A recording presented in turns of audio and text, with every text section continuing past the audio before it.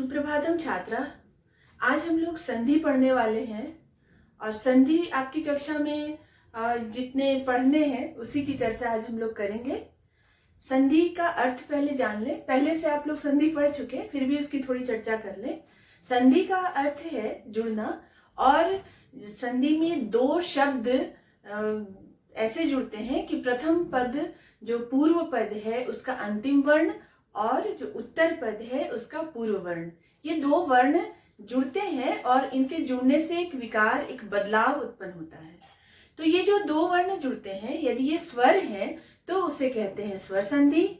यदि उनमें एक व्यंजन है तो उसे कहते हैं व्यंजन संधि, और यदि इस जुड़ने में विसर्ग आता है तो उसे कहते हैं विसर्ग संधि। बस ये तीन विभाजन किए गए हैं संधि के।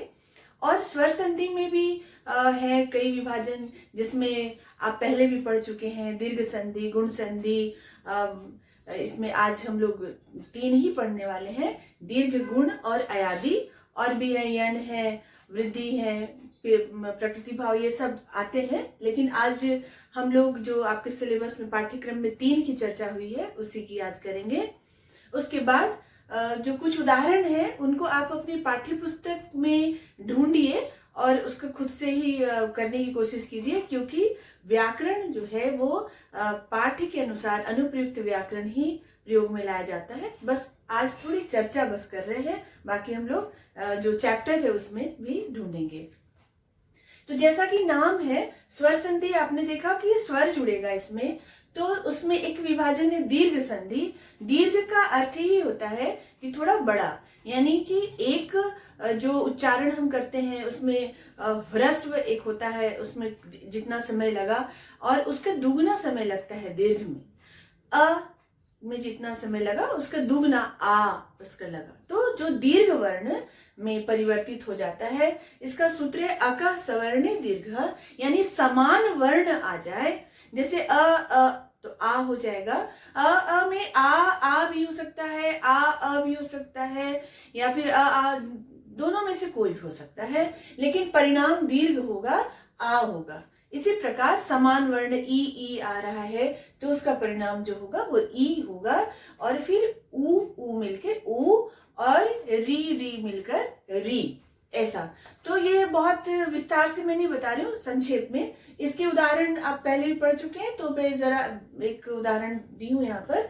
विद्या जोड़ आलय, यहाँ पर अंतिम वर्ण जो है आ है और यहाँ प्रथम वर्ण आ है, दोनों स्वर समान है। ये अ भी हो सकता है, आ कुछ भी हो सकता है, लेकिन इसका जो परिणाम होगा वो आ ही होगा।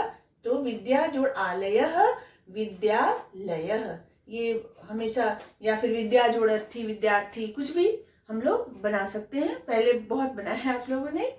तो रवि जोड़ इंद्र, यहाँ भी हम देख रहे हैं कि ये ई है अंतिम वर्ण और यहाँ भी प्रथम वर्ण ई है, दोनों ई जुड़कर जो दीर्घ ई बनने वाला है, तो यहाँ पर दीर्घ ऐसे हुआ रविंद्र। कुछ बच्चे नेट की वजह से जुड़ नहीं पाए थे, उनके लिए मैं एक वीडियो बना रही हूँ कि ताकि वो याद रखें, अपनी परीक्षा की तैयारी फिर से कर सकें। गुरु जोड़ उपदेश, यहाँ भी हम देख रहे हैं कि ह्रस्व उ और ये ह्रस्व उ है। अगर ये दीर्घ भी रहता तब भी दीर्घ होगा, तो यहाँ पर ह्रस्व है तो ये गुरु जो है वो दीर्घ हो जाएगा। दीर्घ ऐसे लिखते हैं, थोड़ा ऐसे गोल कर देते हैं, गुरु उपदेश, यहाँ पर आ गया। रमा जोड़ ईश, यहाँ पर अब ये जो उदाहरण है ये गुण संधि का उदाहरण है। गुण में भी जोड़ इसका अर्थ होता है जुड़ना, लेकिन यहाँ पर भिन्न स्वर जुड़ रहा है। आ के बाद उससे भिन्न स्वर, यानी अ नहीं होकर के अ हुआ तो आ हो गया। अब अ से के बाद यदि ई अगर आता है तो ये ए में परिवर्तित हो जाता है। यदि अ के बाद उ आएगा तो ओ में परिवर्तित होगा, और री के बाद अ के बाद री आता है तो अर में। एक लृ भी बोला जाता है, लृ का उतना प्रयोग नहीं होता, तो अभी तीन का उदाहरण ही मैं यहाँ प्रस्तुत कर रही हूँ। जैसे रमा जोड़ ईश, यहाँ पर आ है, ये अ भी रह सकता था, तो आ और ई दोनों मिलकर ए हो जाएगा। रमा जोड़ ईश रमेश, ए में परिवर्तित हो गया ये ई। जैसे गण जोड़ ईशः गणेशः, ऐसे ए हो जाता है। सूर्य जोड़ इंद्र सुरेंद्र, ऐसे बनता है। सूर्य जोड़ उदयः, अब यहाँ पर आ के बाद उ है तो उ का ओ में परिवर्तित होगा यहाँ पर, तो यहाँ पर सूर्योदयः।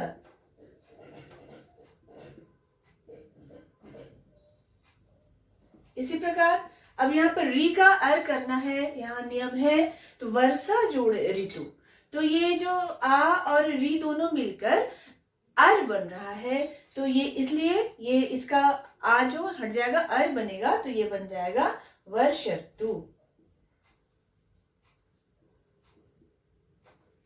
अब तीसरा जो आपका संधि है वो है अयादि संधि। अयादि यानी अय जोड़ आदि। अय में क्या क्या यहाँ पर है, अय आय अव आव ये सब परिवर्तन होता है। कैसे होगा, ए के ए ओ औ के बाद स्वर आता है तो ए बदल जाएगा ए में, ए बदल जाएगा आय में, ओ औ में और औ आव में। तो यहाँ हम उदाहरण से और समझ लेते हैं इसको। जैसे ने जोड़ अनम, ने में ए है, ए का यहाँ लिखा है कि अय हो जाएगा, और ऐसे भी हम बोलेंगे तो अपने आप ये अपने आप होता है। ये पूरी वैज्ञानिक हमारे जो ध्वनि का जो परिवर्तन ऐसे ही होता है बोलने से। ने जोड़ अनम, तो यहाँ हो गया नयनम, ये अय हो गया। इसी प्रकार गय जोड़ अकार है, तो गय है ऐ की मात्रा एक बड़ी यहाँ पर, तो यहाँ भी आय हो जाएगा गायकः। यहाँ पर पो है, ओ का अब होना है, तो अब होने से क्या हो जाएगा पवनः। और फिर एक मात्रा यहाँ बड़ी औ, तो आव हो जाएगा, तो हो जाएगा पावकः। बस ये 4 प्रकार के ही यहाँ पर होते हैं परिवर्तन। इसके और भी उदाहरण आप अपने पाठ्य पुस्तक में पढ़ते समय देखिए। तो ये स्वर संधि के 3 ही आपको पढ़ने हैं, दीर्घ गुण और अयादि। तो इसके कुछ उदाहरण देखा और आगे आपको ढूंढने हैं। व्यंजन संधि में एक आपको जानना है कि म स्थाने अनुस्वारः, म के स्थान पे अनुस्वार होता है। जैसे अगर म लिखा है, जैसे फलम, फलम में अंतिम वर्ण म है, और यदि आगे व्यंजन वर्ण है जैसे पतति, तो पतति का प यदि है और वो व्यंजन वर्ण है, इसलिए फलम का अनुस्वार हो जाएगा। जैसे ये जो ऐसे फलम है, तो यहाँ पर अगर पतति है, पतति ये लिखा हुआ है, तो ये प की वजह से ये अनुस्वार में बदल जाएगा, ऐसे हो जाएगा फलम पतति, ऐसा। तो ये हम लोग पढ़ते हैं, लिखते हैं, इसका प्रयोग करते आ रहे हैं बहुत पहले से। और दूसरा जो एक नियम पढ़ना है आपको, वो है प्रथम वर्ण, जो किसी पद, 2 पद का जो पहला पद है, उस पद के अंत में यदि वर्ग का प्रथम वर्ण हो, जैसे क वर्ग का प्रथम वर्ण क, च वर्ग का प्रथम वर्ण च, ये सब यदि अगर है, और फिर आगे जो अगला जो पद है जुड़ने वाला, उसमें वर्ग का तृतीय चतुर्थ तीसरा चौथा और साथ ही अंतस्थ ये वर्ण हो, तो क्या हो जाएगा, ये जो प्रथम वर्ग का प्रथम वर्ण तृतीय में परिवर्तित हो जाएगा। इसका उदाहरण है यहाँ पर, जैसे महत है तो त ये है वर्ग का प्रथम वर्ण, तो ये तृतीय में परिवर्तित हो रहा है। क्यों? क्योंकि यहाँ पर किसी वर्ग का तृतीय, यहाँ जो कहा तृतीय वर्ण होगा, तो ये तृतीय में परिवर्तित हो जाएगा। तो तृतीय क्या है, द, तो महत ये हलंत है, तो फिर से महत दुखम। अच जोड़ आदेशः, यहाँ पर च का तृतीय में परिवर्तित होगा, क्योंकि आगे स्वर है, यहाँ लिखा है कि स्वर वर्ण भी यदि हो तो यहाँ पर च का च छ ज तीसरा वर्ण जो है वो ज है, तो अजादेशः। इसी प्रकार और भी उदाहरण आपको देखने हैं व्याकरण किताब में या अपने पाठ्य पुस्तक में, देखिएगा।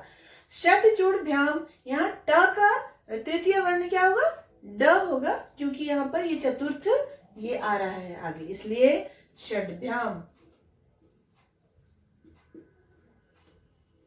अप जोड़ जम, अब यहाँ भी प का तृतीय वर्ण में परिवर्तन होने वाला है।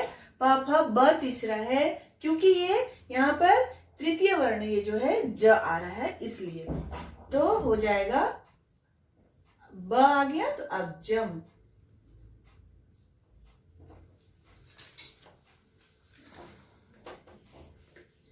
तत् जोड़ हितम, अब त का द में परिवर्तन होगा क्योंकि अंतस्थ है यहाँ पे, तो तद हितम।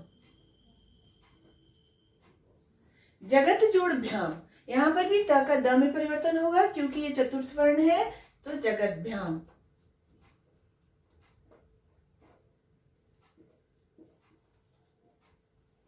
और भी उदाहरण आप देखिएगा।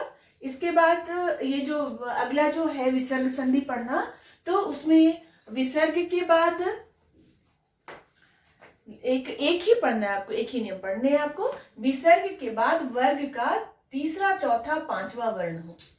अब जैसे पहला जो शब्द है यहाँ विसर्ग, विसर्ग के बाद क्या कह रहे हैं कि किसी भी वर्ग का तीसरा चौथा, ऐसे भी लिख दिया मैंने कि तीसरा चौथा पांचवा वर्ण हो, साथ ही ये अर लव अंतस्थ हो। तो ये विसर्ग के स्थान पर ये विसर्ग चेंज हो जाएगा उ में। उ उत्व संधि होती है विसर्ग में, उत्व है, रुत्व है, लोप है, लेकिन आपको यही वाला उत्व पढ़ना है। तो यहाँ पर वया जोड़ वृद्ध, तो ये हो जाएगा विसर्ग का ओज उ का फिर ओ होता है, तो वयो वृद्ध।